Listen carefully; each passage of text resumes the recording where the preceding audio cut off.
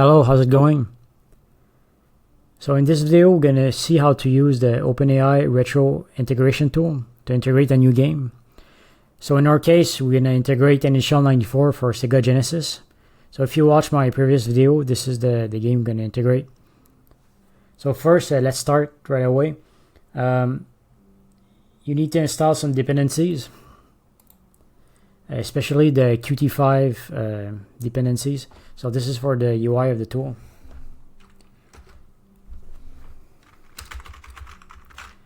I already integrate these dependencies, so in my case I don't need to. Second step is that you're gonna clone the retro directory. As you may know, I made a fork of retro called stable retro. You can clone that too, but since I didn't make any changes to the tool yet, it's pretty much the same.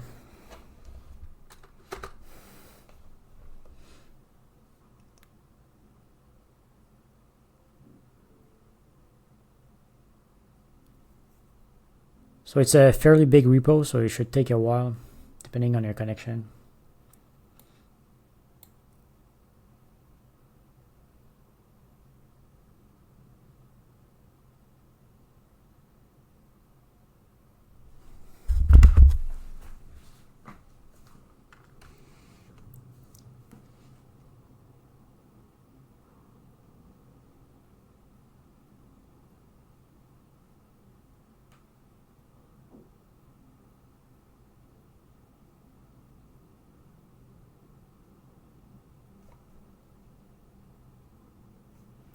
So after that, we're gonna cd into this repo, and we're gonna configure the makefile, and then build the app.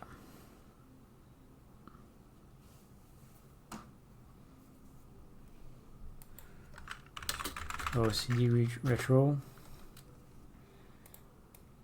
Now to configure the makefile, you can use this command. This is the instruction in the OpenAI retro docs.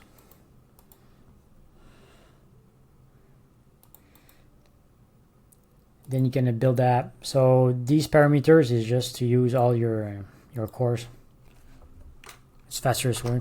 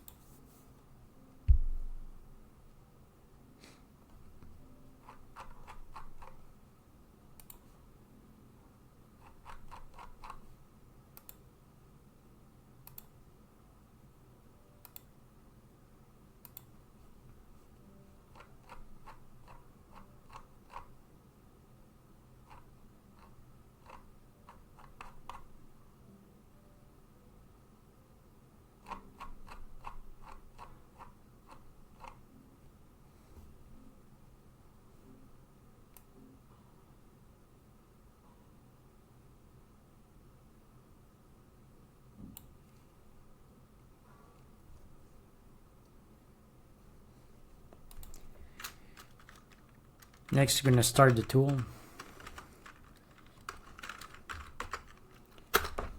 So it's called Gym Retro Integration. Okay, so this is the app. So the first step is to download your ROM. So I won't show how to do it for obvious reasons, but you need to download your ROM.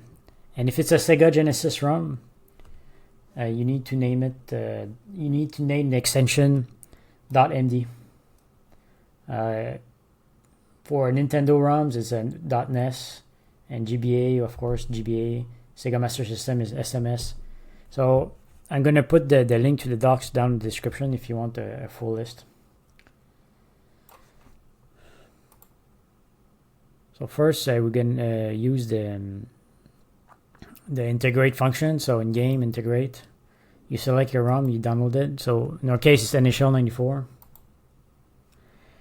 And after you name the folder name, this will be the name of the environment you're gonna use in the command line parameters, and the name you pass to the retro API.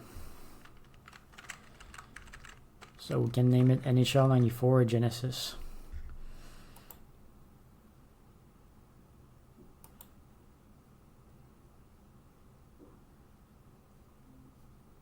Okay, so once that's created, you can locate the folder.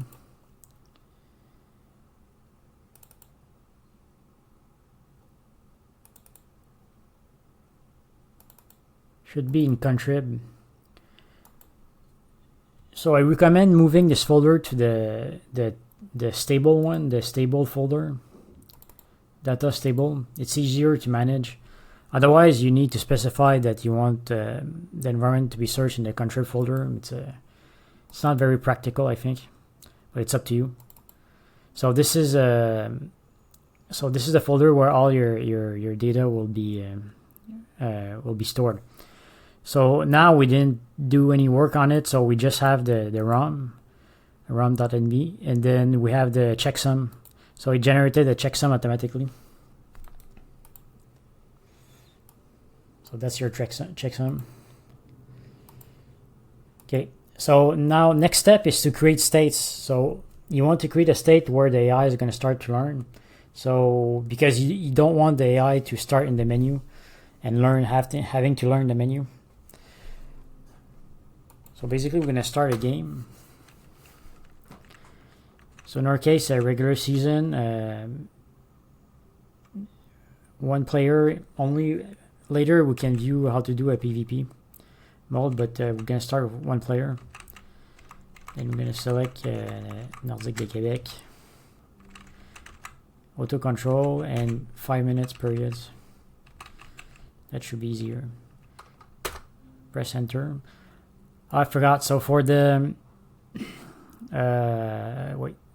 the controls, you can change the controls here. In my case, I configured this way for the second player as well. So if you want to configure your own controls, go into this menu. So we're gonna start the game, and as soon as the game starts, you need to save the state. So in our case, it's gonna be Canadien because that's the home team versus Nordique. .state.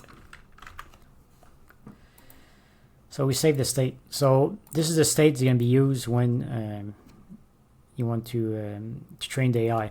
And of course, you can have multiple states. You're going to see, as you're going to see later.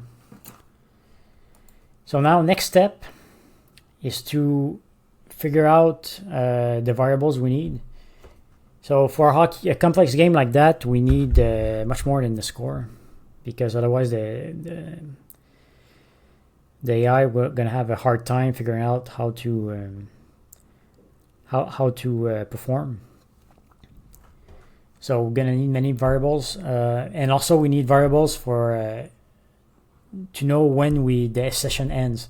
So the AI has no prior experience of what a game is. So he needs to know, or what hockey is. So he needs to know what is the end condition. So for that, we're gonna need a bunch of variables extract a bunch of variables from the game RAM, and we need to know where in RAM these variables are located.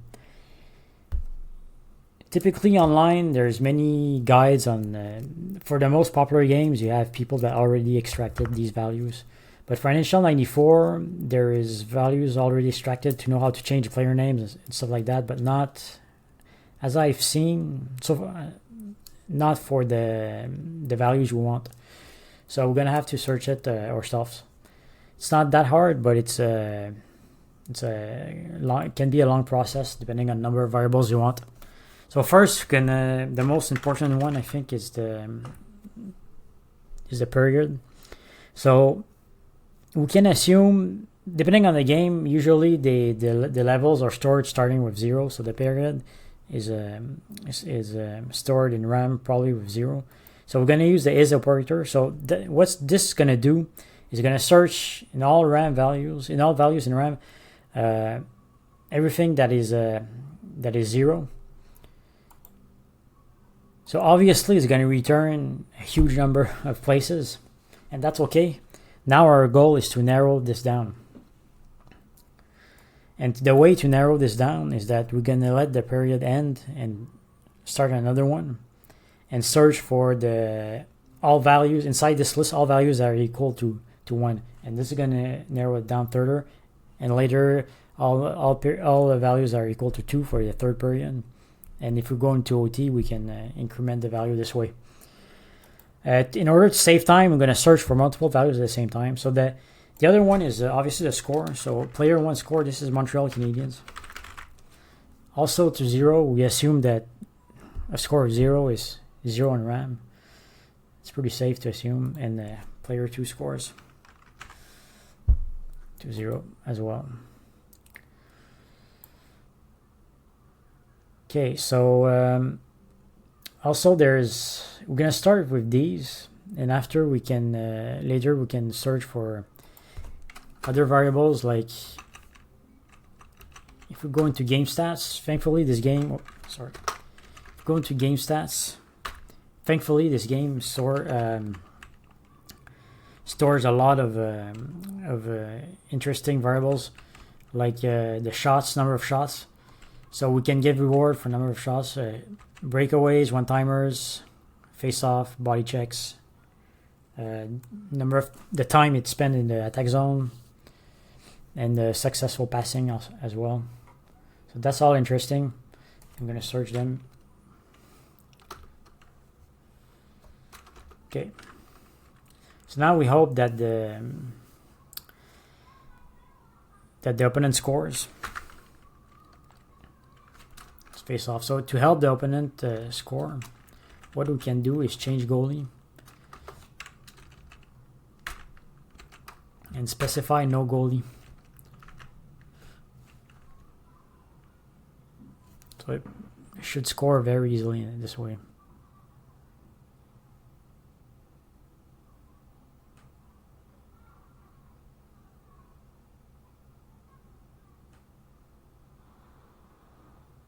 There you go. So now that means that in this list there's at least one variable that has 1. So we're going to search. So narrowed down to 696, which is much better. Scored by Nolan. I think it was Owen Nolan.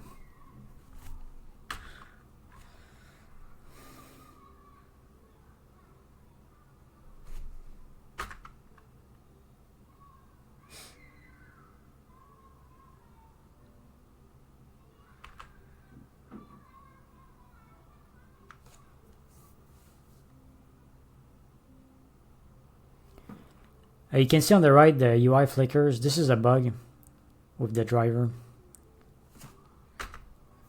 Basically, if you use the Nouveau drivers, you won't have this flicker, but you will lose CUDA support. Okay, so it scored another goal. So if we search for 2, so narrowed down the list to 3.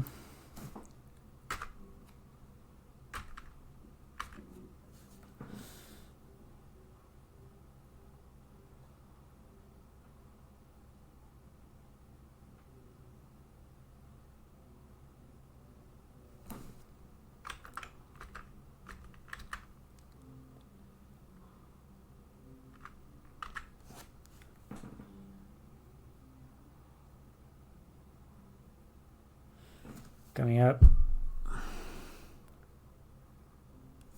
All right, so 3. So we search in this list for 3.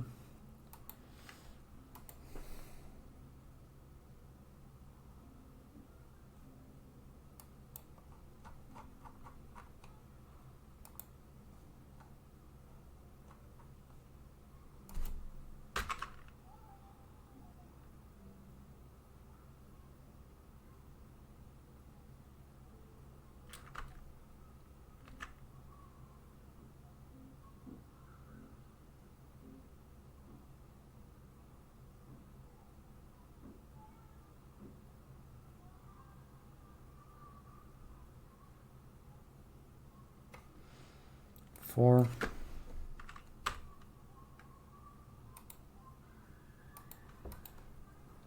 Normally we don't have to go all the way like this. We can make a good guess and take the unsigned variable here.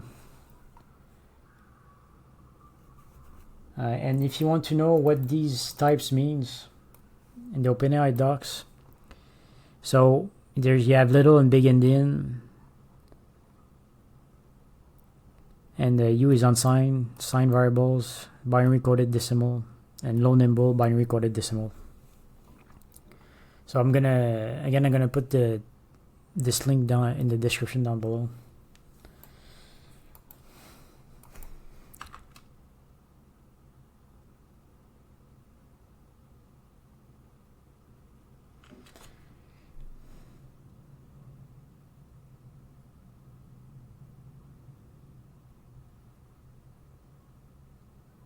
Period over. Okay, so now's the time to search for every period that is equal to 1. Every variable is equal to 1 in RAM. So we narrowed down the list to 69.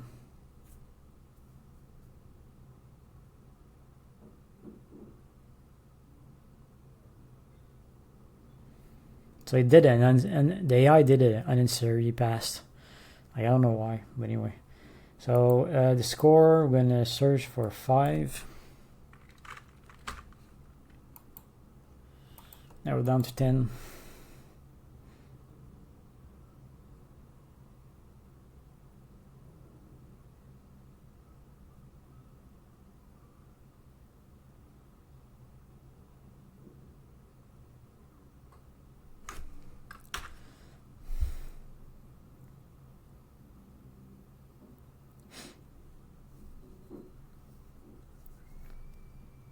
I wish there was an option to remove icing, but there's not.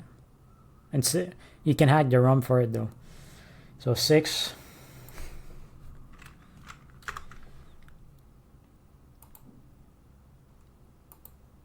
Okay, so it doesn't narrow down anymore, so we can make a guess that it's probably this one.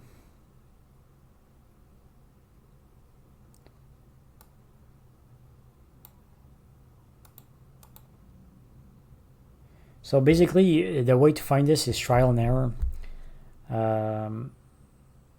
Like you can try and then you increase the score artificially and see if how it behaves. But we're gonna cheat and see how I did the last time, because offline I integrated before to make the previous video.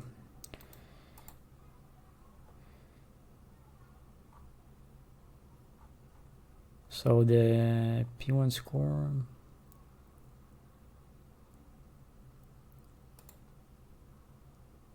Okay, so it was this type.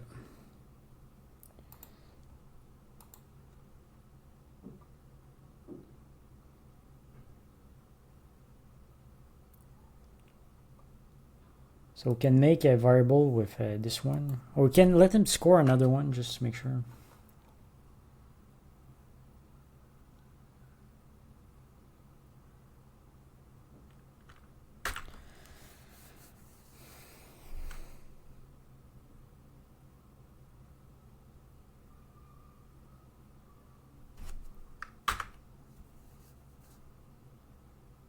Oh, injury for Matt Sundin.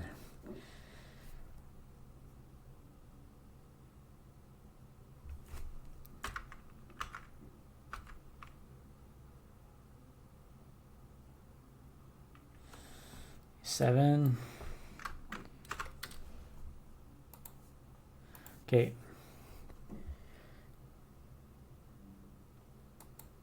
So we can try the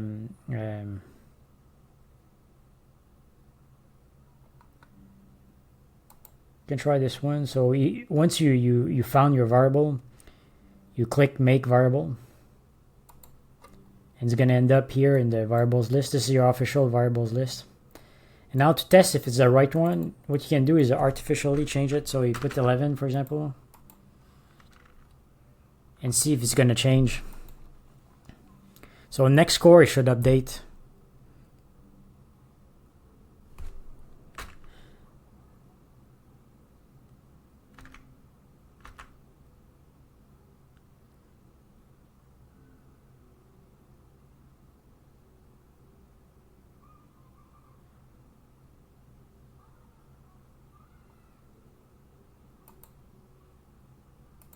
Okay, so as you can see, that was the wrong address. So we're going to search for 8, and now it should find the right address. So we're going to remove this one since it's the wrong one. It's going to search for the value 8, and now we find the right one. This was 3E. So the right address was 3E. So this way, this is how you can find the right value.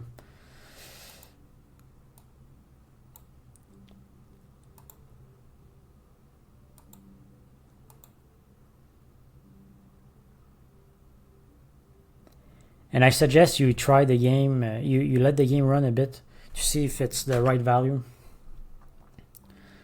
So we're going to test it again, like change to 11. Because 11 has another decimal. So that's to make sure we have the right format. Okay, so now it changed to 12 and it's consistent with the 12 here, as you can see. So that's pretty much the right one. Like if you put like, for example, 70, let's see what happens.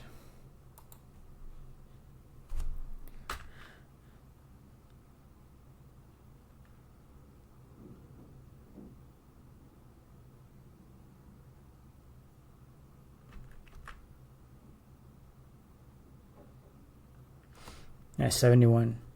So definitely the right one.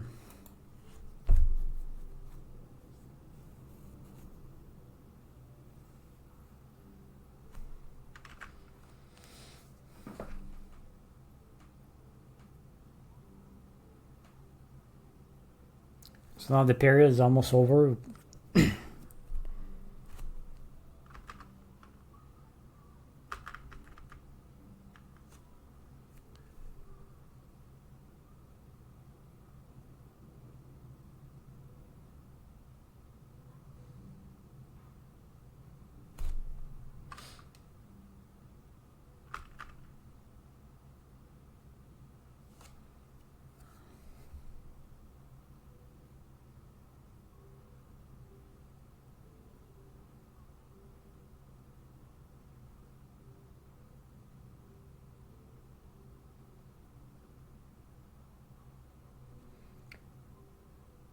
Okay, so it's gonna be is2. Make sure it starts. Okay, so we narrow down to 17. One thing you can do to accelerate the process is that you can restart the game and search for all the values that are 0. So we can let's restart the first period. So that means that the values in this 17 slots, we need a value that's 0.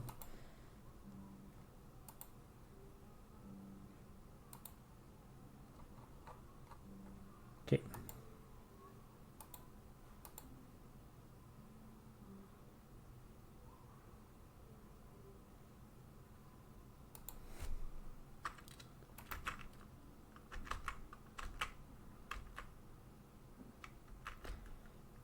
So in order to save time, we're gonna try the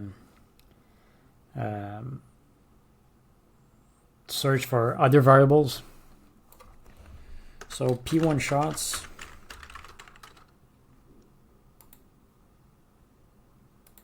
and P2 shots, player 2 shots.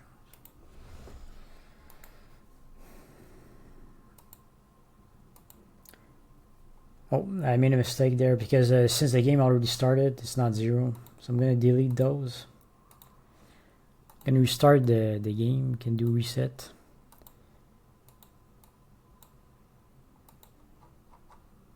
And we can search for...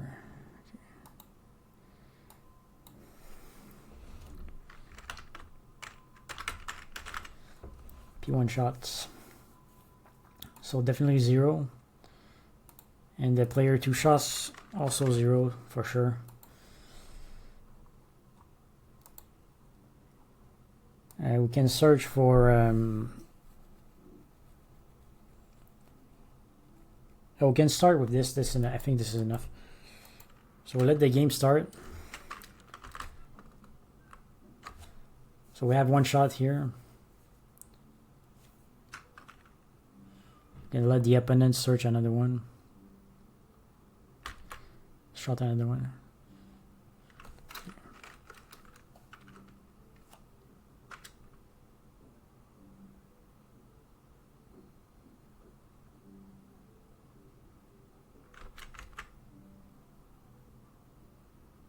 Okay, we have two shots.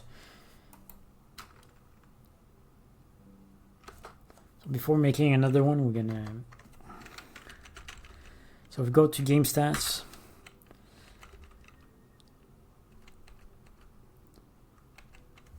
So we have two shots. So player one have two shots. So we search for two. So it narrows down the list.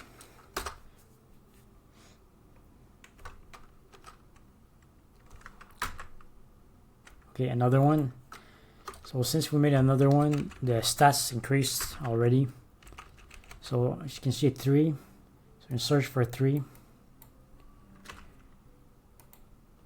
Now we're down to 14.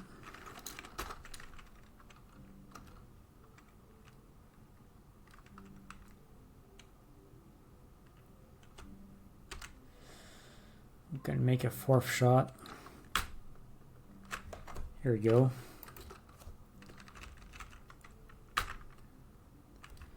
Search for 4.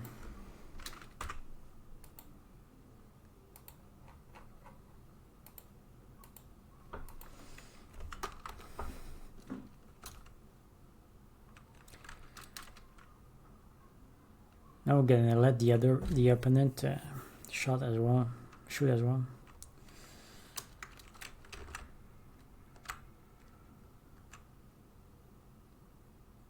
Come on.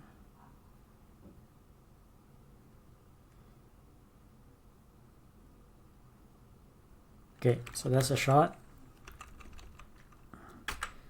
Just verify it. Okay, that's cool. Search for all the values that are 1. So as you can see, it's pretty long finding all these variables. So if you can go on a site like Data Crystal, where the most popular games have some of these variables, that helps. Okay, that's another one.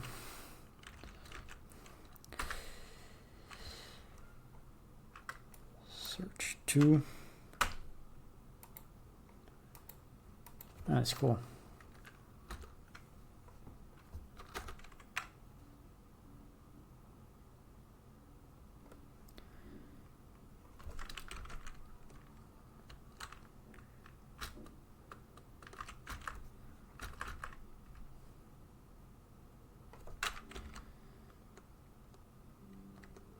Come on. No, that doesn't count as a shot because it has to go on the goalie.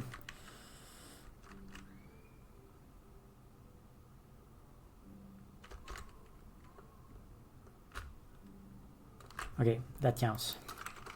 Should be 6, just to make sure.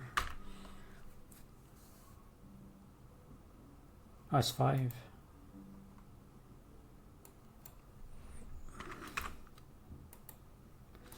Okay, so one thing you can do is restart the game. Now all these variables should be 0. P2 shot should be 0.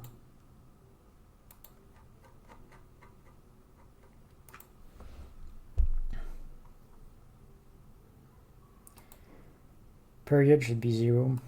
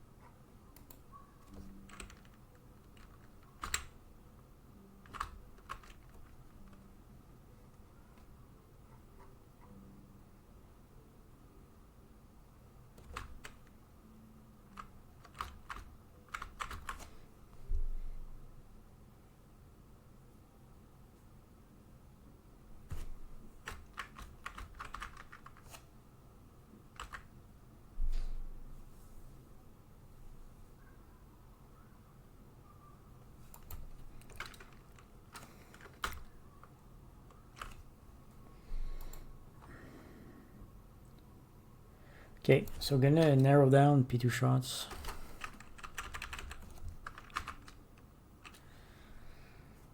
So 1.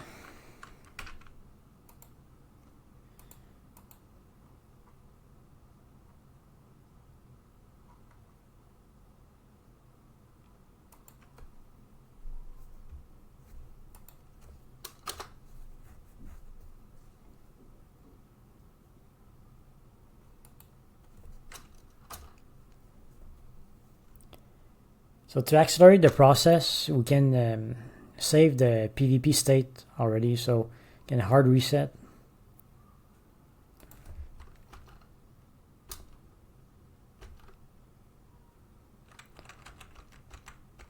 So 2-player head-to-head. Same 5 minutes totally. Okay.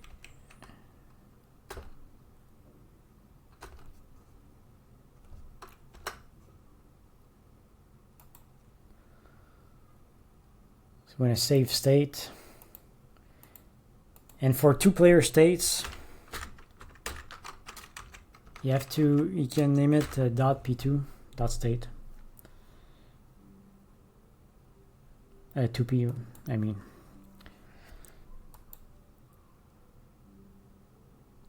Okay.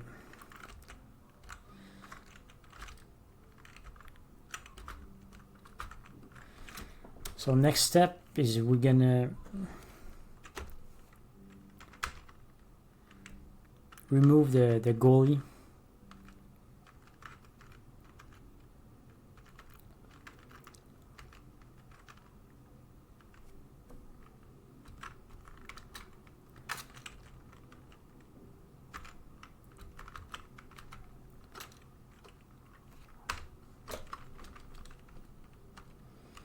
Okay, it works.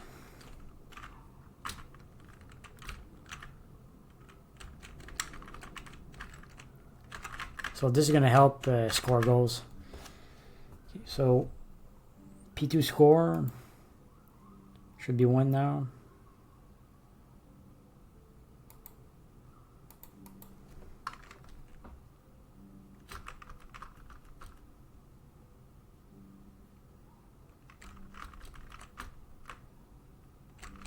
No, went over the net.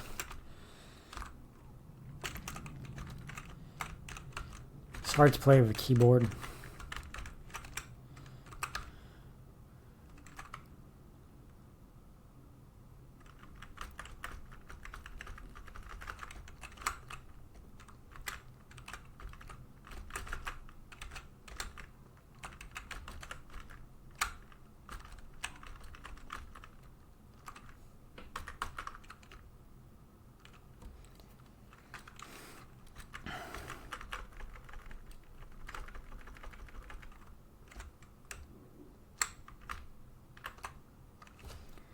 Okay, so another goal, 2.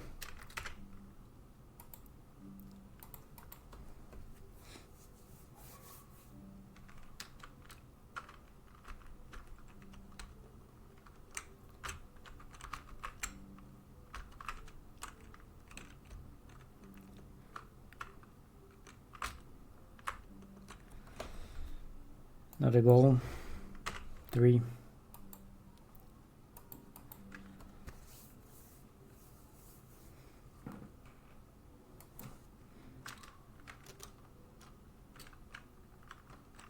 I put timestamps down below. I mean, I will put timestamps down below if you want to skip all this, because it's probably quite boring to watch.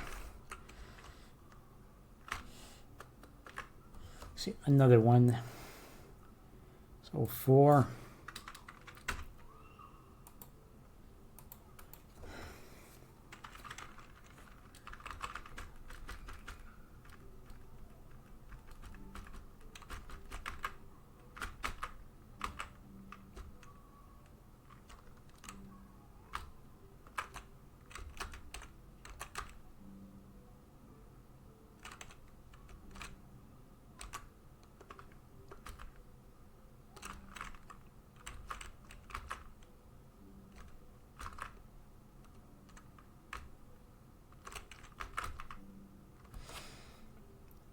5.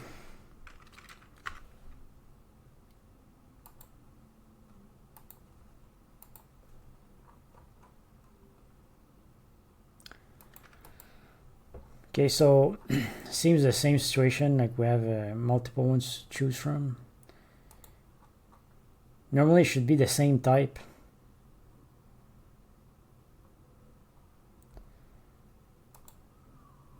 So we're gonna make variable. What we're gonna do is I'm gonna increase to 11, see how it behaves. Exactly like last time for the previous player.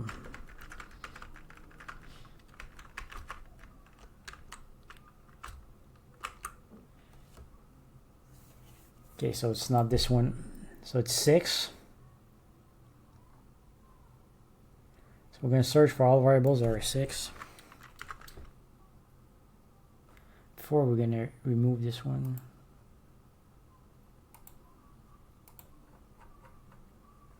Okay.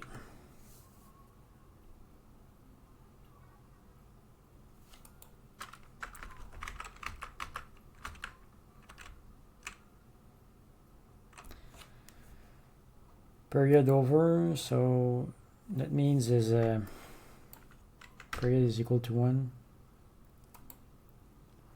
So I found period, so it finally narrowed down to the period variable. So it's this address.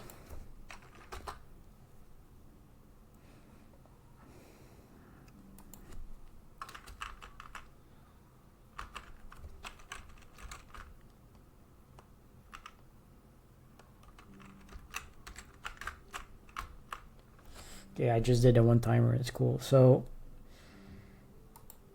now 7, all the variables are 7. So you finally find the P2 score. So the trick is to test variables and see how it behaves, and this is a way to find, you can find it faster. If you're used to do that,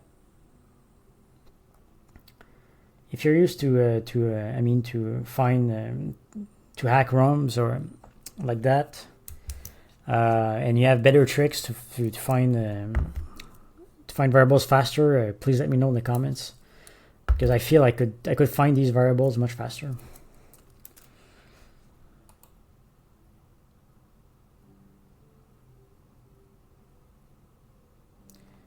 Okay, so now we have to check the shots.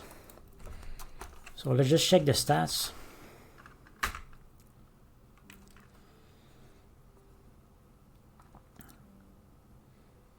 So player 1 is Canadian and has 13 shots.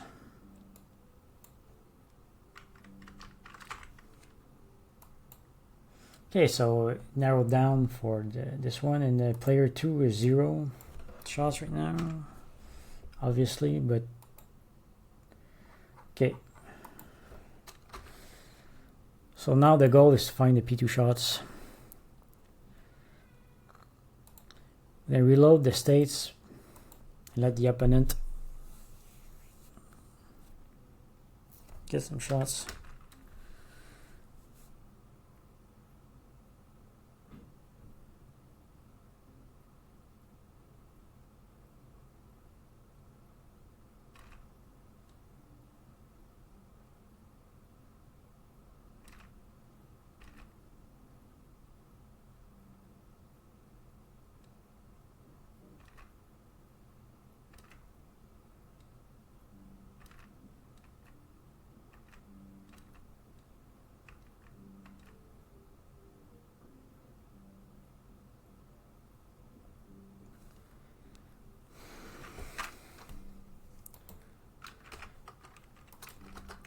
Let's just check how many shots I have.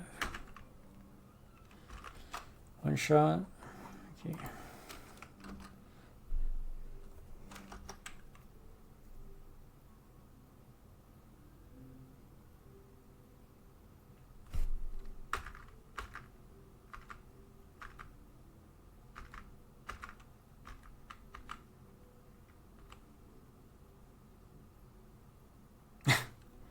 I score a goal from the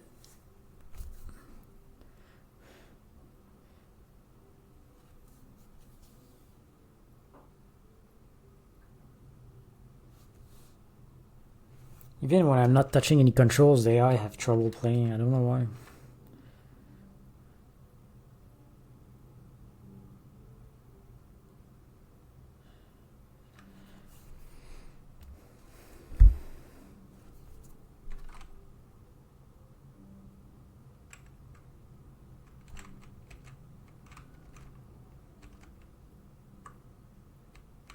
Come on, get the puck.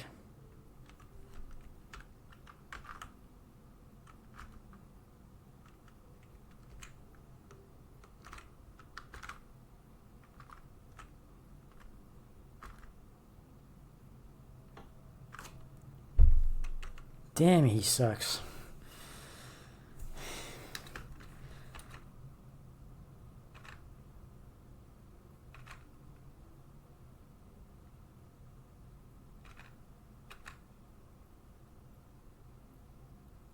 That year, the Quebec Nordic team was pretty strong.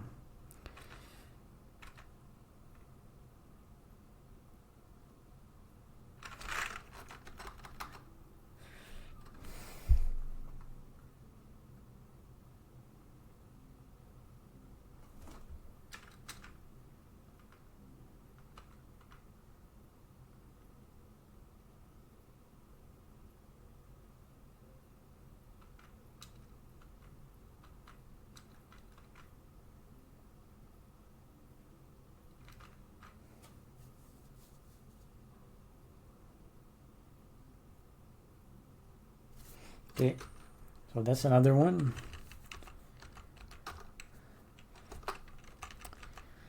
Let's check the game stats. 4 shots.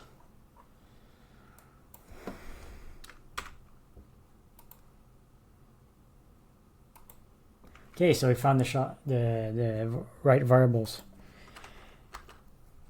So normally with this, we can start with this. Normally you should test it a bit more, like run the game a few times to make sure the variables are consistent. I already did this offline, so I won't. Otherwise, this video is going to be too long. So once you have your variables, what you can do is what you should do actually is save variables, and you save it to a data.json file. So sometimes it autosaves, but make sure you have it. So we save it. Yes, replace. And then if you want to see what it looks like, retro.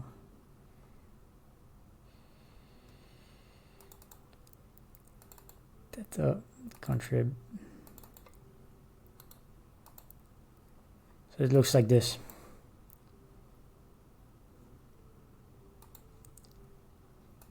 And the more you add, you're just going to add to this list. So once we have our data, next step is to create the scenario file. The scenario file has multiple functions. So first we're going to do this scenario. So the first function is to build your reward function. You can use a Lua script if you have a more complex reward function, or you can just map the reward to a bunch of variables. So in our case, we're just going to map the rewards. So first, the obvious thing we can do is when the player or AI scores, we add a reward. So we can give a reward of 1. So all the rewards are capped to 1, so it's pointless to give it more than 1 if you use the clip reward wrapper. So every time there's a delta, means every time there's a change in score, you're gonna give the reward of 1. Also, we can punish the player for the AI for if the opponent scores. So in order to encourage to build a defense strategy, so give a reward of -1.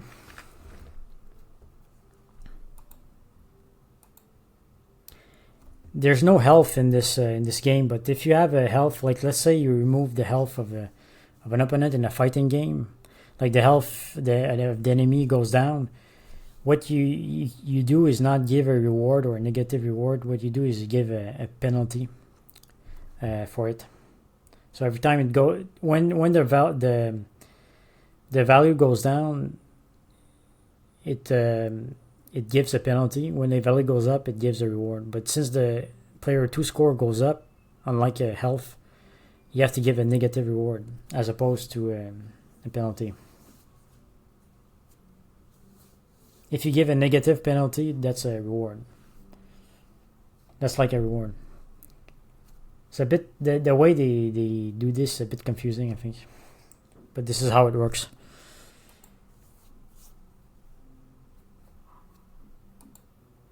If you want to see an example of a penalty, you can open up any fighting games like Mortal Kombat, Street Fighter, Fatal Fury, or the wrestling game I integrated previously.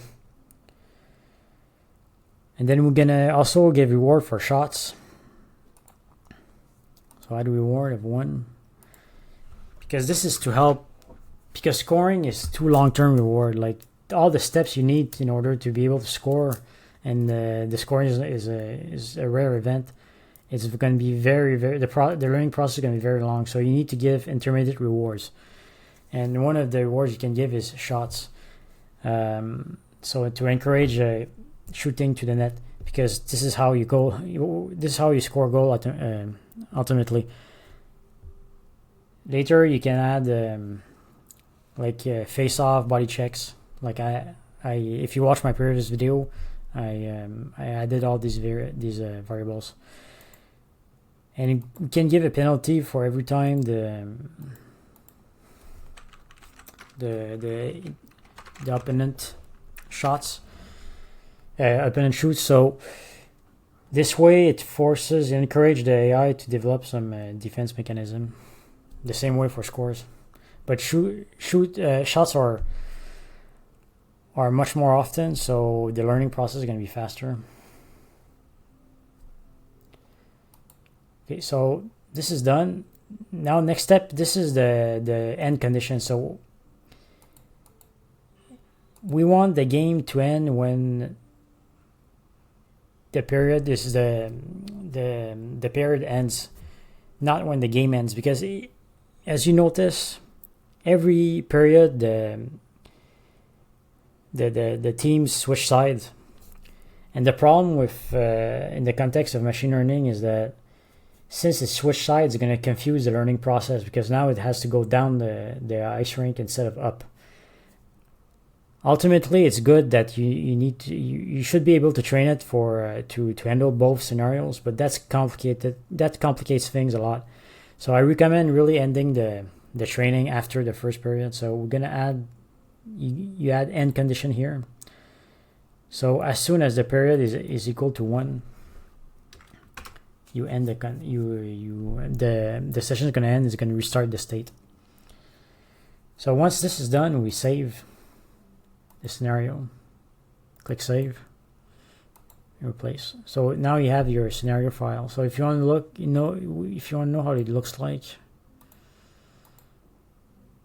this. So this is your reward function. So it takes into account the score and shots. This is your done function to know when the session ends, and this is crop. Crop is how to crop the image, because some games, in order to optimize the frame rate, I guess, it renders internally in a smaller buffer than what the Genesis outputs. So the Genesis outputs 320. The buffer of the frame buffer of the Genesis is 320, up to 320. But some games like NHL 94, as you can see, the black bar here, it renders in 256 actually. So you could train AI like this with the black bar. It's gonna work, but that means they have less information to work with, because it downsamples. Don't forget that it downsamples this to 84 by 84 frames. So basically, I know it's 224 by 226. So you have to crop the image by this, if I remember correctly. You can find this online, this information online, and you can check other games. Like if we go to the wrestling game,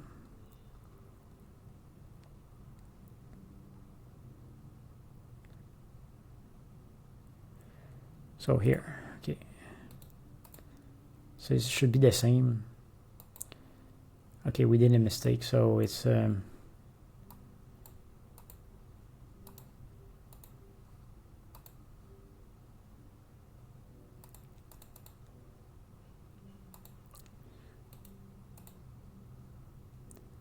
so change it 56. So the x-axis is first. Okay, so you save this. Now you can restart the tool.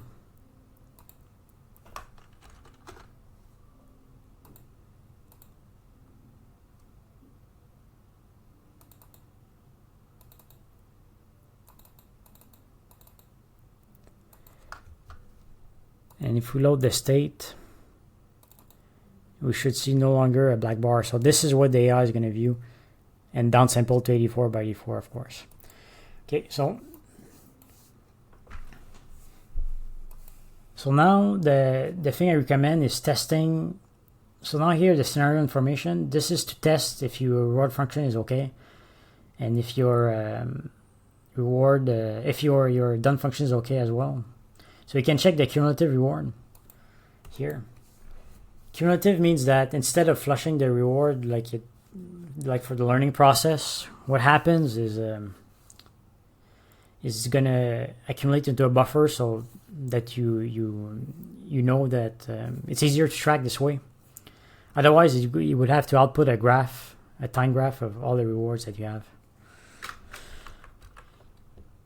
So you see that since the opponent shot 3 times, it gives a penalty. So we have -3. And reward here, this is the current frame. So you see the 0 flicker. So when the player shot, it gives the reward for that frame.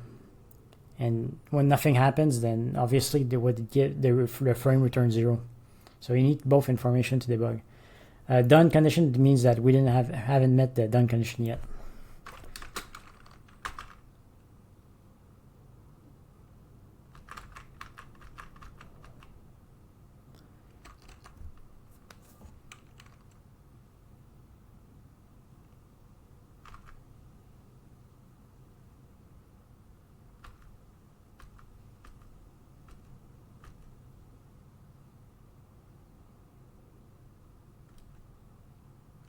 So we're gonna let the period pass. So I'm just gonna go around, but you get the idea. So you should test the game a while to make sure these variables are consistent. Like for example, the shots here. You can check the game stats. Since the frame is cropped, you cannot see Montreal one, but you can see Quebec one. This is consistent. So you need to uncrop it to see the variables, but you get the idea. Okay, so 20 seconds left.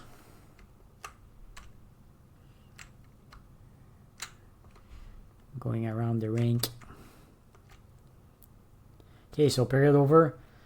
So you see here, did end equals to yes. So that means it works. That's good. Now, the last thing we need to do is create a method data.json.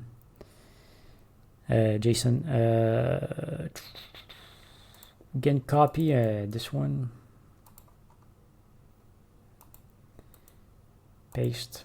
I'm going to edit.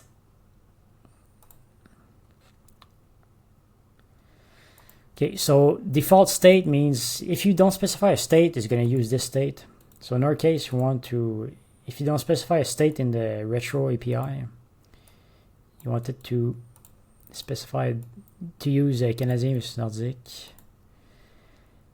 And then default player state is that, what's the default player state for one player? and then for P2P, PvP, sorry. So when you specify player equals to 2 in the retro API, it's gonna use this state. So save. That should be it. The very last, I lied a bit. The very last thing is create another state for the inverse state, like Nordic versus Canadien, if you want to train for the opponent. But that's pretty obvious, so I won't do it for this video. So that's pretty much it. If you have questions, please don't hesitate to ask in the comment section down below. And for the other variables, pretty much the same strategy. It's always to narrow down the list. You have also other operators, like when you don't know the exact value, you can use increase or change, decrease, or like if you know it increased by a certain amount but not the base value, you can use increase by. So this is tools you can use to find the variables you need. So that's it. So thanks for watching. Don't forget to like and subscribe.